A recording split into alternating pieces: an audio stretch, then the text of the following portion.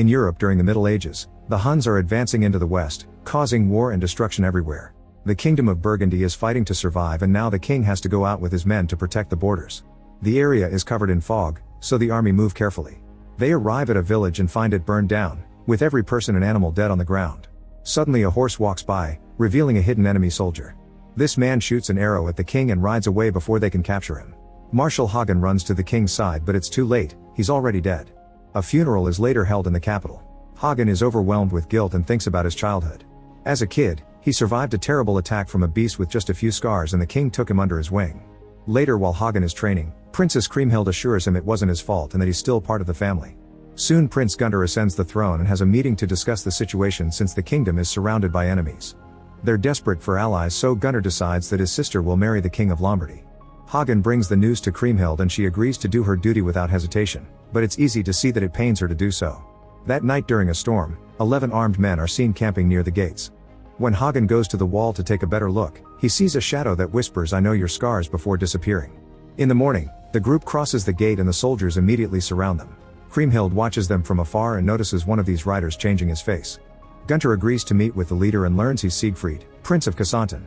Siegfried's and Gunther's fathers used to be allies in the old wars. To everyone's shock, Siegfried challenges Gunther to a duel. The guards immediately surround him to protect Gunther, and Siegfried agrees to stay as a guest instead.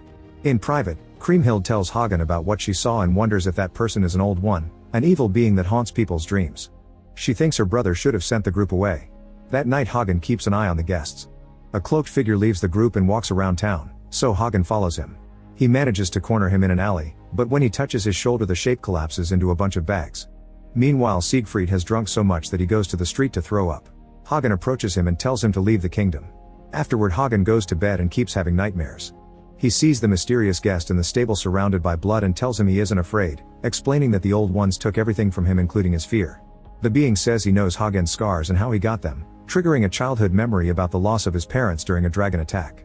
In the morning, Hagen learns that the cloaked being was seen in the stables by the servants and some horses have been found dead. The survivors are freaking out and Kriemhild tries to calm her beloved horse down, but he breaks the rope and runs away.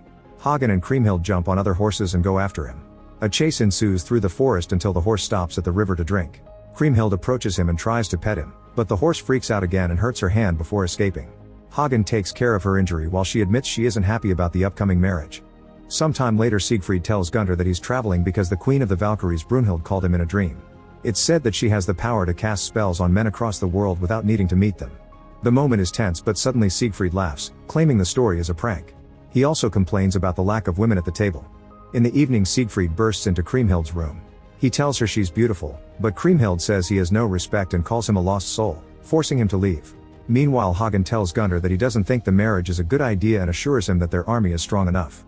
Gunther trusts him and agrees to cancel the plan. He's also worried about Siegfried's story because he doesn't think it was a lie. The following morning, Gunther informs Kriemhild that she doesn't have to marry and she hugs him in happiness.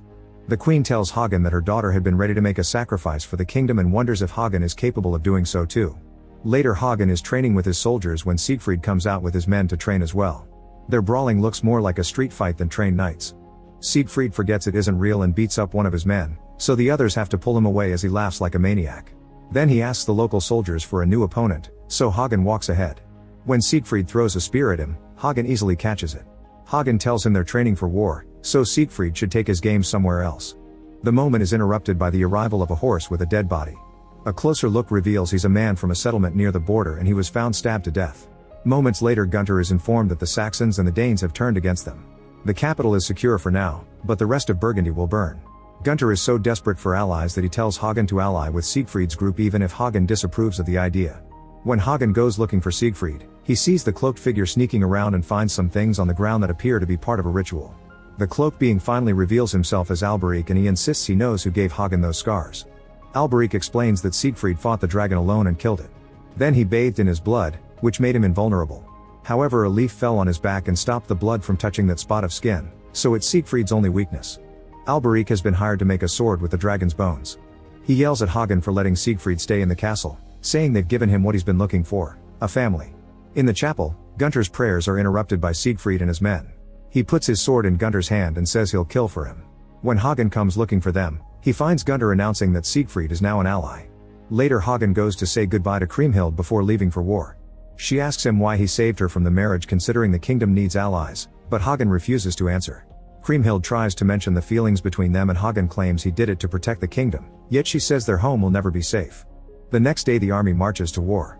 When they stop to camp for the night, Hagen discusses strategy with his men. He points out that the Saxons and the Danes are brave but lack discipline, so they must take advantage of their chaos. Siegfried is bored and leaves the meeting to rest in the forest. Gunther joins him and asks about the Valkyrie story, so Siegfried tells him that the queen calls for the warrior in him. In the middle of the night, Siegfried rides out and attacks the enemy alone. In the morning, everyone is shocked to see him come back with the head of the Saxon king. He explains that the Saxons are coming after him and are chaotic without a leader, so they must take the chance to fight them. The army is excited and follows Siegfried into battle, ignoring Hagen's concerns. Soon a vicious battle ensues in the forest. Hagen kills any enemy that comes too close, but he's more interested in finding his king. Siegfried fights without mercy and without needing armor, which causes quite an impression on everyone. When Hagen notices that one of his young soldiers has lost his helmet and is about to get killed, he jumps ahead and quickly kills the attacker before passing his own helmet to his friend. The fight continues with both armies losing people all over the place. Hagen sees that his best archer has been surrounded and tries to help, but a bunch of enemies surround him as well. He can only watch as the archer is stabbed to death. This distraction allows an opponent to hit Hagen in the face, causing him to lose his left eye. Hagen immediately brings the attacker down only to collapse in the process. The Dane king is coming for him while Alberic watches from his corner. Siegfried suddenly jumps in and kills the king too before he can reach Hagen, who passes out. When they return to the capital, the crowd cheers Siegfried's name, grateful for bringing them a victory. Siegfried throws himself at them, enjoying all the attention. Meanwhile Kriemhild is taking care of Hagen, who is still unconscious. Feeling frustrated, she goes looking for Siegfried and finds him drinking. She calls him out for disturbing the mourning of the fallen, but Siegfried says death is part of war. He thinks fallen warriors shouldn't be honored with silence, they should be celebrated. When he asks about Hagen, Kriemhild admits he may be dying, so Siegfried says that Alberic can help him. Moments later Alberic takes care of Hagen's wounds, drawing a mysterious symbol on his body while revealing the truth. It turns out Hagen's childhood story was a lie. Hagen comes from another kingdom, which had been attacked and conquered by Gunnar's father. His parents had been killed and Hagen was stuck in the fire. The dragon that showed up actually saved Hagen by taking him in its claws and flying him away, explaining the scars. The king later used the dragon to cover up what really happened. When Hagen finally wakes up, he visits the graves of the fallen soldiers. Siegfried tells him that he regrets nothing. Later in the throne room, Kriemhild finds Siegfried, who says that empires always collapse and they're not fighting for, that's why he never wanted his father's throne. Kriemhild is actually impressed by his lack of need for power. While changing Hagen's bandage, Kriemhild admits she's grateful to Siegfried for saving Hagen's life. However, Hagen thinks Siegfried is giving people false hope. Kriemhild points out that fake hope may be better than no hope at all. For the next few days, Hagen is heartbroken to watch Kriemhild and Siegfried spend a lot of time together. One morning, they ride to the forest and admire the ruins of the old wars. Kriemhild asks why Alberic follows Siegfried, so he explains that he killed Alberic's master. He also shares the dragon story. Siegfried became a blacksmith's apprentice because his father wanted him to learn discipline. However, the blacksmith sent him to the valley, hoping he'd never return. After weeks of wandering, Siegfried found a sleeping dragon and thought it was the most beautiful moment in his life. Kriemhild can't understand why he killed it then, but Siegfried refuses to answer. On their way back, Kriemhild keeps hearing a voice calling her name. Siegfried tells her to ignore it, but Kriemhild turns around and sees her father's body covered in vines. She runs away in horror, and when Siegfried follows her, she admits she's starting to forget her father's face. He tried to sell her to a stranger and for a while she hated him for it. She has a breakdown and Siegfried comforts her. They end up bonding and getting naughty. After they fall asleep, Siegfried has a nightmare and almost kills Kriemhild, but he wakes up just in time. Meanwhile the Huns continue to advance through to the west under the leadership of Etzel, spreading death and destruction everywhere. Gunther is informed that Lombardy has gone down and is desperate for more allies. Remembering Siegfried's story, he concludes they must contact Queen Brunhild of Iceland. A council member brings this news to Hagen, disapproving of the idea. Brunhild is part of the Old Ones, who used dark magic and were driven off the land. The council member explains that Gunther has heard the queen in his dreams and thinks it's a trick by Alberic, so he's locked him up. Hagen goes to see Alberic and promises to free him if he shares information about the Valkyrie queen. Alberic explains that Brunhild is invincible and Siegfried was attracted to that. He kept hearing her voice in his dreams, so he decided to visit her. The queen took a liking to him and they spent a year together, but one day Siegfried disappeared without a word and broke her heart. Alberic believes that Siegfried still loves her. When Hagen opens the cell to free him, Alberic is gone. The next day Hagen tells Kriemhild not to trust Siegfried, but she ignores her warning and announces she'll marry Siegfried to protect the kingdom. A worried Hagen brings the news to Gunther and asks him to set a condition. During dinner, Gunther gives the couple his blessing, but on one condition: Siegfried must guide him to Iceland so Gunnar can ask the queen to marry him, that way the Valkyries would become their allies too. Siegfried is furious yet has no choice but to agree. Soon Gunnar and his men leave on a ship. The first few days of sailing are calm, but eventually the cold starts giving them a hard time. One night a storm takes them by surprise and the crew struggles to keep the ship under control while Siegfried laughs. Unfortunately the ship hits some rocks and several men fall into the water, including Gunnar. Hagen jumps to save his king. In the morning, Hagen reaches the shore and is devastated to find the bodies of his friends. At least Gunnar is fine and they reunite with a hug. After finding Siegfried and a few survivors, the group continues their journey on foot. They travel for days until they reach a foggy area. Remembering the rules from his last visit, Siegfried makes everyone put down their weapons. Soldiers surround them and Siegfried asks General Senua to take him to the queen. The group is tied up and taken to a castle beneath a volcano. As soon as they cross the gate, the locals yell at them and start beating them up. Bags are put over their heads as they lose consciousness.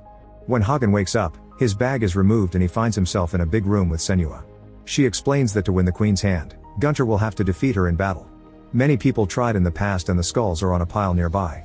Afterward Hagen is allowed to see Gunnar, who has a sword that the queen gave him. He explains she's nothing like the stories say and that he'll have to fight her. Meanwhile Siegfried is visited by Queen Brunhild, who gives him a sword too. Siegfried swears that he only came as a guide and that he'll marry the princess, but Brunhild points out that he still came. Sometime later the group reunites outside the castle and Hagen scolds Siegfried for not warning them about the rules. Hagen wants to leave, but Gunnar announces he wants to stay. Even Siegfried protests, saying that not even he can defeat Brunhild. Gunnar refuses to change his mind, so Siegfried calls Alberich for help. They enter a cave and Alberich takes Siegfried's blood by cutting his weak spot. Then he pushes Hagen and Siegfried underwater while Gunnar drinks the blood. He starts squirming in pain, only to gasp in relief when the duo drowns. It turns out Gunnar has temporarily gained Hagen's and Siegfried's strength. Afterward Gunnar is prepared for battle by the guards. Senua warns him that if his blood touches the snow, the queen will take his head. If her blood touches it, she'll leave with him. Then Gunnar finally fights Brunhild, who proves to be an excellent warrior and quickly knocks off his helmet. He surprises her by blocking or dodging her attacks, putting up a good fight. After several minutes of clashing, blood finally falls on the snow.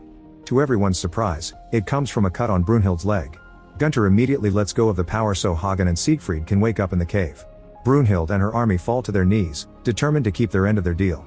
When it's time to leave, Brunhild says goodbye to her land in tears. Eventually the group returns to Burgundy and Gunnar is devastated to learn that his army couldn't hold the borders, so the Huns have destroyed most of the kingdom. Soldiers are deserting and men in the villages are hiding to avoid being conscripted. Since they urgently need their allies' armies, a double wedding is held. Siegfried and Kriemhild are happy to get married while Brunhild and Gunnar look kind of cold. Brunhild doesn't let the priest crown her and instead puts on the crown herself.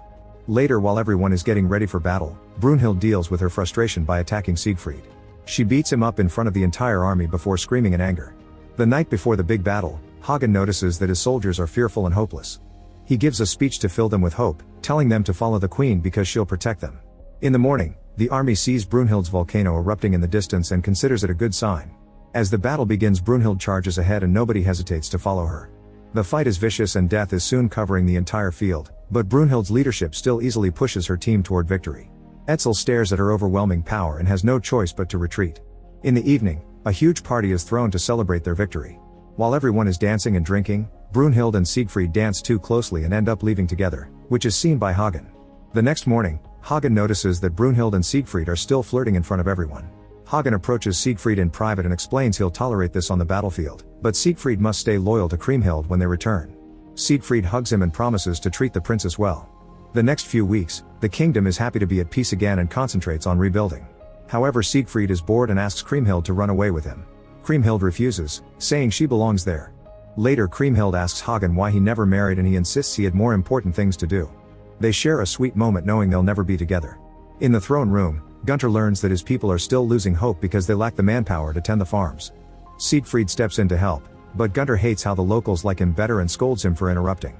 Later Gunnar tells Hagen that he's worried about Brunhild because she ignores him but looks lovingly at Siegfried. He asks for the truth of what happened, yet Hagen assures him they only fought and won. One night during dinner, Siegfried is very rude to one of the councilmen and harasses him until he leaves. A furious Gunnar yells at Siegfried and says that he hasn't become real family yet. When Siegfried tries to start a fight, Hagen stops him. Later Gunnar sees Brunhild riding out of the castle and follows her.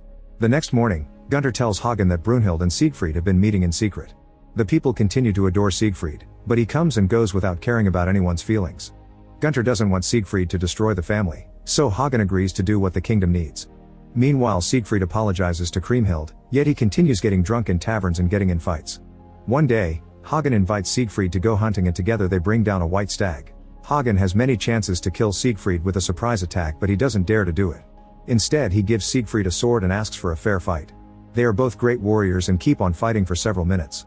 They manage to disarm each other, so they throw punches instead. After some struggle, Hagen holds Siegfried's head underwater, only for Siegfried to stab him in the leg. The battle continues and Siegfried brings Hagen down, so he puts his sword against his neck. When he's about to kill him, Gunnar surprises Siegfried by stabbing him in his weak spot, finally ending his life. Then Hagen tells Gunnar to ride ahead since nobody should know he was there. He notices that Alberich has watched everything, but when he comes closer to the shadow, he just sees a tree. Hagen returns to the city with Siegfried's body, saying that he defeated him in a duel. Kriemhild has a breakdown while revealing that she's pregnant. In private, Brunhild has a breakdown as well. During the funeral, Hagen defends what he did to protect the kingdom but is open to punishment from the princess. However, instead of executing him, Kriemhild curses him to live long enough to serve Siegfried's son, which will make him suffer more than death.